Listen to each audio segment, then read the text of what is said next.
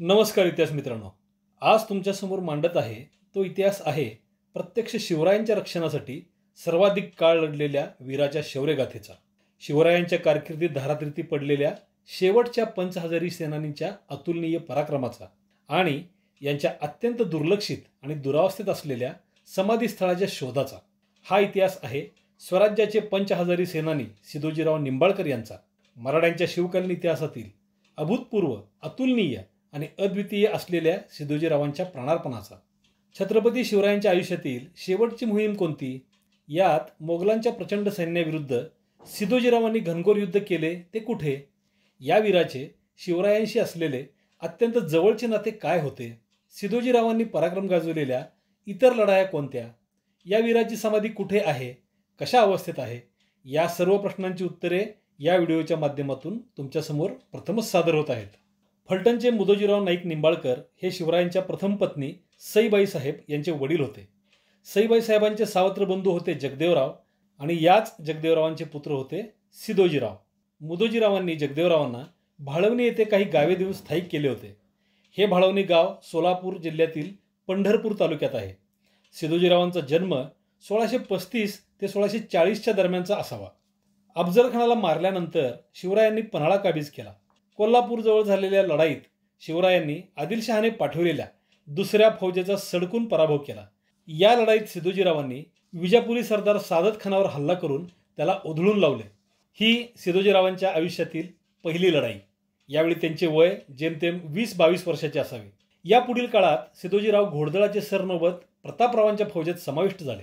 1672 साली झालेले मोगल विरुद्ध मराठे यांच्यातील साल्हेरचे युद्ध हे शिवछत्रपतींच्या कारकिर्दीत झालेले सर्वात मोठे युद्ध होते. साल्हेरला वेढा घालून बसलेल्या 40,000च्या मोगली सैन्यावर सरनौबत प्रतापराव गुजर आणि पेशवे मोरोपंतांच्या नेतृत्वाखाली असलेल्या मराठ्यांनी जबरदस्त हल्ला केला. मोगलांची प्रचंड कत्तल करून हे युद्ध मराठ्यांनी जिंकले. औरंगजेबाला जबरदस्त हादरा देणाऱ्या या युद्धात इतर नामवंत सरदारांबरोबरच सिदोजीरावांनी देखील पराक्रमाची शर्थ केली. शिवकालीन बखरीत सिदोजीरावांचे नाव नमूद झाले. एका अर्थाने सिदोजीरावांचे नाव या लढाईने प्रसिद्धीस आले.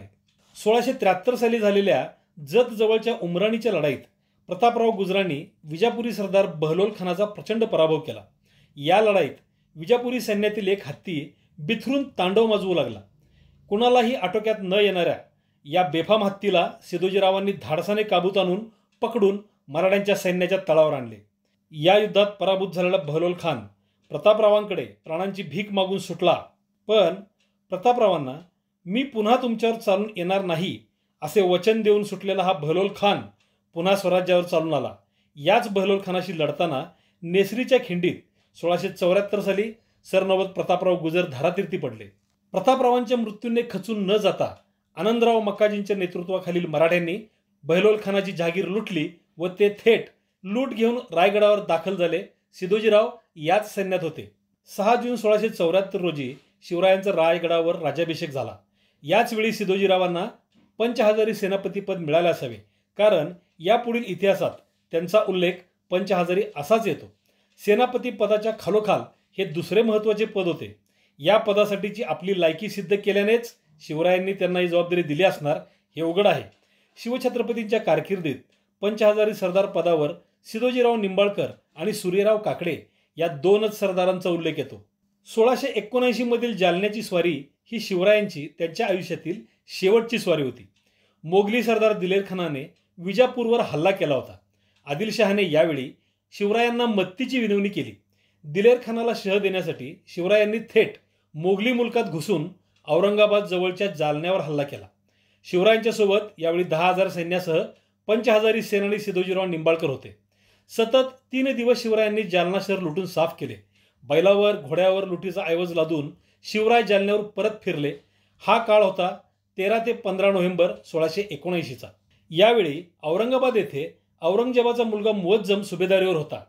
जालन्याच्या लुटीची बातमी कळताच त्याने तत्काळ शिवरायांना अडवण्यासाठी मोठी फौज रवाना केली.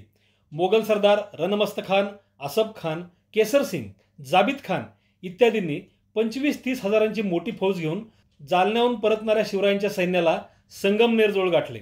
यावेळी लुटीचे ओझे बरोबर असल्याने मोगल आपल्याला गाठू शकतात हे ओळखून शिवरायांनी आपला मूळचा स्वराज्यात परतण्याचा मार्ग बदलून एखाद्या बळकट किल्ल्यावर आश्रय घेण्याचा निर्णय घेतला. संगमनेरपासून 40 मैलावर असणारा पट्टा किल्ला शिवरायांनी यासाठी निवडला, कारण हा बळकट तर आहेच, शिवाय त्याच्या मोठ्या विस्तारामुळे लूट व सैन्य त्यावर सहज राहू शकत होते. शिवराय पट्ट्याकडे निघाले आणि पाठलागावर मोगलही धावू लागले. अगदी पन्हाळ्यावरून शिवराय निसटताच मागोमाग धावलेल्या सिद्दी जौहरच्या सैन्याने केलेल्या पाठलागाचीच जणू इथे पुनरावृत्ती होत होती. पण यावेळी घडलेला युद्धप्रसंग मात्र पावनखिंडीच्या लढाईपेक्षाही मोठा होता आणि इथे एकच खिंड लढवायची नव्हती, तर अनेक मार्गांनी पुढे घुसू पाहणाऱ्या 6 पटीने जास्त असलेल्या मोगली सैन्याला थोपवायचे होते, पराभूत करायचे होते आणि परत पिटाळायचे होते. यावेळी लूट बरोबर असल्याने सिदोजीरावांनी 4-5 हजार फौज घेऊन मोगलांना अडवायचे, तर स्वतः शिवरायांनी निम्म्या म्हणजे 5,000 सैन्यासह लूट घेऊन सुरक्षितपणे पट्टा किल्ल्याकडे निसटायचे अशी योजना शिवरायांनी आखली.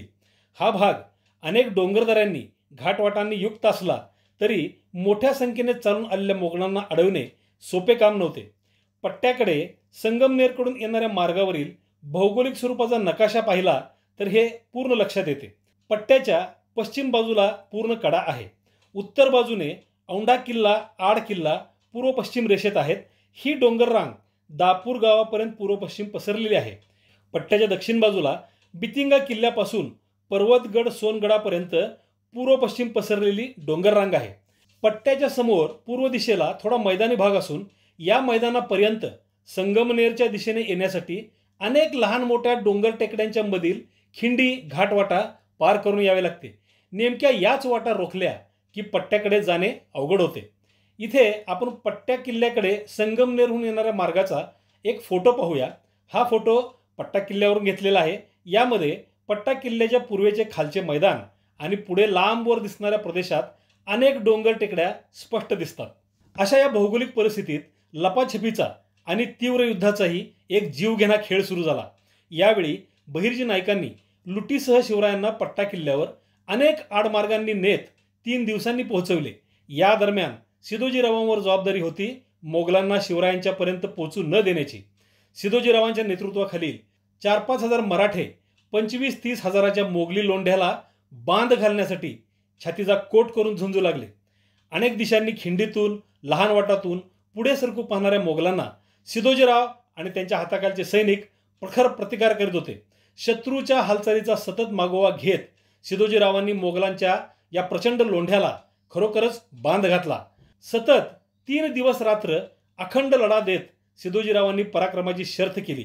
त्यांच्या बरोबरचे बहुतांश मावळे मोगलांशी लढताना वीरगती पावले. सिदोजीरावांनी अपूर्व अशी झुंज देऊन मोगलांना शिवरायांच्या पर्यंत पोहोचू दिले नाही. 3 दिवसाच्या अथक लढाईनंतर या धुमश्चक्रीमध्ये गोळी लागून 5,000 सेनानी सिदोजीराव धारातीर्थी पडले. यावेळी शिवराय पट्टा किल्ल्यावर सुखरूप पोहोचले होते.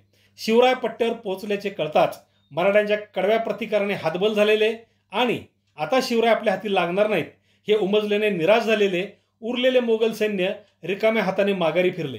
प्रत्यक्ष शिवरायांचे संरक्षण करताना स्वराज्यासाठी केलेले सिदोजीरावांचे प्राणार्पण हे शिवरायांच्या कारकिर्दीतील शेवटचे प्राणार्पण ठरले आणि हे प्राणार्पण झाले सतत 3 दिवसाच्या अथक लढाईनंतर.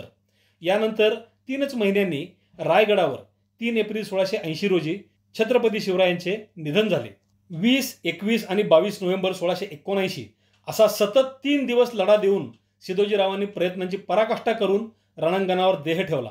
जातिवंत आणि कट्टर मराठीची स्वामीनिष्ठा, शौर्य, कैकपटीने जास्त असलेल्या शत्रू सैन्याला रोखण्याची बुद्धिमत्ता, युद्ध कौशल्य, कडवी झुंज आणि उद्दिष्टासाठी प्राणार्पण करण्याची तयारी किती उच्च दर्जाची असते हे दाखवून सिदोजीराव धारातीर्थी पडले. सिदोजीराव त्यांच्या पथकातील सैनिकांसह केवळ निंबाळकर घराण्याला आणि सोलापूर जिल्ह्यालाच नव्हे तर तमाम मराठी मुलकाला ललांभूत ठरले ते त्यांच्या या शौर्यशाली प्राणार्पणामुळे. शिवरायांना वाचविण्यासाठी 3 दिवस सतत लढण्याचा सिदोजीरावांचा दैदिप्यमान पराक्रम हा मराठ्यांच्या इतिहासातील एकमेव असाच आहे. या शौर्याला दुसरी तुलना नाही. ही अनेक वैशिष्ट्ये असणारी लढाई अनेक संदर्भ साधनातून आणि शिवकालीन बखरीतून सिदोजीरावांच्या प्राणार्पणासह नमूद झालेली आहे. पट्ट्यावरून पूर्वेला दिसणाऱ्या या डोंगर टेकड्यांच्या परिसरात हा घनघोर रणसंग्राम झाला. या डोंगर टेकड्यातून पट्ट्याकडे येणाऱ्या घाटवाटा सिदोजीरावांच्या आणि त्यांच्या बरोबरच्या हजारो धारातीर्थी पडलेल्या मावळ्यांच्या रक्ताने त्या काळी रंगल्या होत्या. 1659 सालच्या कोल्हापूर जवळच्या लढाईपासून थेट शिवरायांच्या 1679 सालच्या शेवटच्या मोहिमेपर्यंत पराक्रम गाजवीत 20 वर्ष स्वराज्य सेवा करणारे सिद्धोजीराव निंबाळकर अखेर शिवरायांच्या रक्षणासाठी आपल्या प्राणांचे मोल देऊन वीरगती पावले. अत्यंत श्रेष्ठ असा रणांगणावरील मृत्यू सिद्धोजीरावांना प्राप्त झाला, पण यांच्या शौर्यशाली वीरमरणाला प्रसिद्धी देण्यात मात्र आपण कनिष्ठ दर्जाचे ठरलो असे मला वाटते. त्यांच्या शौर्याची, प्राणार्पणाची नोंद इतिहासात असूनही मराठी जनांपासून अजून अज्ञात राहिले, यात दोष कुणाचा? आता सिद्धोजीरावांच्या समाधीबद्दलची माहिती नमूद करतो. पट्टा हा महत्त्वाचा किल्ला पाहणे काही ना काही कारणाने माझ्याकडून लांबणीवर पडत गेले होते. अखेर 2017च्या डिसेंबरमध्ये पानिपतच्या दौऱ्यावरून परत येताना हा योग आला. घोटी बुद्रुकवरून म्हैसवळण घाटातून कोकणवाडी मार्गे मी, माझे इतिहास मित्र नाना यादव व राजाराम चव्हाण पट्टावाडीत 20 डिसेंबरला पोहोचलो. तिथून गडावर जाताना पट्टा किल्ल्याची सविस्तर माहिती देणारे बोर्ड आहेत, पण त्यावर सिद्धोजीरावांचे नाव अथवा त्यांच्या वीरमृत्यूच्या घटनेबद्दल एक अक्षरही नाही. वन खात्याच्या रक्षकालाही सिद्धोजीरावांची काहीही माहिती नव्हती. किल्ल्यावर कुठल्याही महत्त्वाच्या व्यक्तीची समाधी नाही हे मात्र त्याने सांगितले. मोठ्या विस्ताराचा पट्टा किल्ला व्यवस्थित पाहून झाल्यावर आम्ही खाली उतरलो. आता पट्टावाडीमध्ये समाधीबाबत चौकशी चालू केली. गावातून किल्ल्याकडे जाणाऱ्या मार्गावर 2 छोटी समाधीस्थळे आहेत, पण ती कुणाची आहेत याची कुणालाही माहिती नव्हती. एका व्यक्तीने मात्र सहजच मला सांगितले की वीरवाडीकडे जाण्याच्या रस्त्यावर निंबाळकरांच्या समाध्या आहेत. मी 2 क्षण स्तब्ध झालो. समाध्या आहेत तर मग अप्रसिद्ध आणि दुर्लक्षित का, असा प्रश्न मी त्याला विचारताच त्याने उत्तर दिले, आमच्या पंचक्रोशीत कुठेही निंबाळकर आडनावाचे कुणीही नाहीत. या समाध्यांची पूजाही कुणी करीत नाहीत. त्यामुळे या समाध्यांना इथे महत्त्व दिले जात नाही आणि तुम्ही म्हणता ते सिद्धोजी निंबाळकर हे नावही आम्हाला माहिती नाही. आता इथे जास्त वेळ न घालवता आम्ही त्या व्यक्तीला सोबत घेऊन समाध्या पाहायला निघालो. पट्टावाडीतून उत्तरेकडे गेलेल्या रस्त्यावरच डावीकडे पट्टा किल्ल्यावर जाणारा फाटा आहे. नकाशामध्ये हे सहज लक्षात येईल. इथून जेमतेम 1-1.5 किलोमीटर अंतरावर उजव्या बाजूला महादेवाचे जुने पडके शिवकालीन मंदिर आहे. हा रस्ता पुढे सरळ म्हाळुंगी नदीच्या उगमस्थानी जातो. या उगमस्थानाच्या अलीकडे रस्त्याच्या उजव्या बाजूला 2 समाधीस्थळे आहेत आणि याच्याही अलीकडे एक जुनी छोटीशी बारव किंवा कुंड आहे. समाध्यांची बांधणी शिवकालीन पद्धतीची आहे. अशी अनेक शिवकालीन समाधीस्थळे मी पाहिली असल्याने हे मी खात्रीने सांगू शकतो. या दोन्ही समाध्या पूर्वापार निंबाळकरांच्या समाध्या म्हणूनच ओळखल्या जातात, पण या भागात कुठेही निंबाळकरांचे वास्तव्य नाही. शिवाय या भागाच्या इतिहासात समाधी बांधण्या एवढे महत्त्वाचे व्यक्तिमत्व, तेही निंबाळकर आडनावाचे, शिवरायांचे सरदार सिद्धोजीराव निंबाळकर यांच्या व्यतिरिक्त कुणीही नसल्याने आणि सिद्धोजीराव याच परिसरात वीरगती पावले असल्याने ही समाधी सिद्धोजीरावांचीच असण्याची शक्यता सर्वाधिक आहे. खरे तर इथे 2 समाध्या आहेत. त्यापैकी मोठ्या समाधीला मी सिद्धोजीरावांची समाधी म्हणतोय, कारण ते या लढणाऱ्या सैन्याचे प्रमुख होते. महत्त्वाच्या व्यक्तीची समाधी आकाराने मोठी बांधली जाणे हे साहजिकच आहे.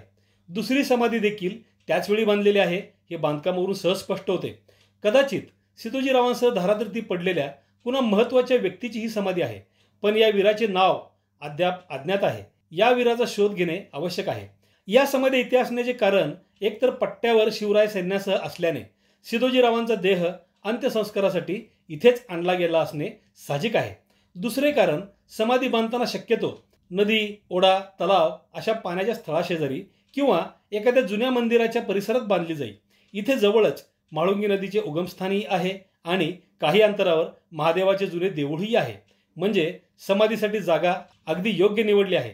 कदाचित खुद्द शिवछत्रपतींच्या उपस्थितीत हा अंत्यसंस्कार झाला असावा, कारण सिद्धोजीराव हे शिवरायांच्या मेहुण्यांचे पुत्र होते. सध्या या दोन्ही समाध्या भग्न व दुर्लक्षित अवस्थेत आहेत. मोठ्या समाधीचा खालील चौथऱ्याचा एक कोपरा ढासळलेला आहे. त्यावरील शिवपिंड उघड्यावरच आहे. शिवपिंडीवरील घुमटीचे किंवा छत्रीचे दगड शेजारी पडलेले आहेत. दुसरी ही समाधी अशीच दुरावस्थेत आहे आणि या समाधीच्या शेजारीच म्हाळुंगी नदीचे उगमस्थान देखील आहे. ही समाधी सिद्धोजीरावांचे म्हणण्याचे कारण असे की मी सिद्धोजीरावांचे मूळ गाव असलेल्या भाळवणीला भेट दिलेली आहे. या गावामध्ये सिद्धोजीरावांची समाधी नाही. मी स्वतः भाळवणीला जाऊन सिद्धोजीरावांचे वंशज श्री राजेंद्र निंबाळकर यांना भेटलेलो आहे. तेथील समाधीस्थळेही मी पाहिली आहेत, पण इथे सिद्धोजीरावांची समाधी नाही. त्यामुळे इतरत्र कुठेही सिद्धोजीरावांची समाधी नसल्याने ही पट्टा किल्ल्याजवळची समाधी त्यांचीच आहे असा निष्कर्ष मी निश्चितच मांडू शकतो. समाधीस्थळ पूर्णपणे पाहून झाल्यानंतर या समाधीच्या दुरावस्थेबद्दल मनात खंत बाळगून आम्ही परत सांगलीला आलो. दिनांक 14 जानेवारी 2018 रोजी या समाधीची माहिती देणारा लेख मी वर्तमानपत्रातून सर्वप्रथम प्रकाशित केला. मागोमाग माझ्या मराठ्यांची धारातीर्थे या पुस्तकाच्या 2019च्या आवृत्तीत देखील ही माहिती मी प्रकाशित केली. यामुळे मराठी पुस्तकात सिद्धोजीरावांची शौर्यगाथा त्यांच्या समाधीच्या छायाचित्रांसह प्रथमच छापली गेली. सिद्धोजीराव हे शिवरायांच्या कारकिर्दीत धारातीर्थी पडलेले शेवटचे नामवंत वीर आहेत. खुद्द शिवछत्रपतींच्या रक्षणासाठी सलग सतत 3 दिवस रात्र युद्ध करून धारातीर्थी पडलेल्या सिद्धोजीराव निंबाळकरांची ही हकीकत मराठ्यांच्या इतिहासात केवळ अभूतपूर्व, अतुलनीय आणि अद्वितीय अशीच आहे. या पराक्रमाला खरोखरच तुलना नाही. जेव्हा केव्हा तुम्ही पट्टा किल्ल्याच्या परिसरात जाल तेव्हा शिवप्रभूंसाठी प्राणार्पण केलेल्या या अखेरच्या सेनानीच्या समाधीचे दर्शन न विसरता घ्या. तांब्याभर पाणी समाधीवरील शिवपिंडीवर घालून 2 फुले वाहून सिद्धोजीरावांच्या अतुलनीय वीरमृत्यूला मनोमन नमन करा. खरे तर या समाधीस्थळांचा सिद्धोजीरावांच्या पराक्रमाला साजेल अशा पद्धतीने पूर्ण जीर्णोद्धार झाला पाहिजे. यासाठी कुणी प्रयत्न करत असेल तर त्यांना तुमच्या शक्तीनुसार साथ द्या. आपल्या पराक्रमी पूर्वजांची पवित्र समाधीस्थळे जपणे हे आपले आद्य कर्तव्य आहे याची जाणीव सतत मनात असू द्या. आपला हा दैदिप्यमान वारसा आपणच जपला पाहिजे, नाही का? शिवचरित्रातील अखेरच्या अध्यायातील काही अत्यंत महत्त्वाचे श्लोक सिद्धोजीराव आणि त्यांच्यासह धारातीर्थी पडलेल्या मराठा वीरांच्या रक्ताने लिहिले गेलेले आहेत. तेच श्लोक उलगडून सांगणारी ही इतिहासनिष्ठ हकीकतच मी आपल्यासमोर सादर केली आहे. ती जास्तीत जास्त लोकांच्यापर्यंत पोहोचव हीच शिवचरणी प्रार्थना करून सिद्धोजीरावांच्या अतुलनीय शौर्याला, वीरमृत्यूला मनापासून वंदन करून आणि ही शौर्यगाथा घराघरात जाण्यासाठी हा व्हिडिओ तुम्ही नक्की शेअर कराल अशी खात्री बाळगून तुम्हा सर्वांची रजा घेतो. पुन्हा भेटूया पुढच्या व्हिडिओत. तोपर्यंत जय शिवराय, जय महाराष्ट्र धर्म.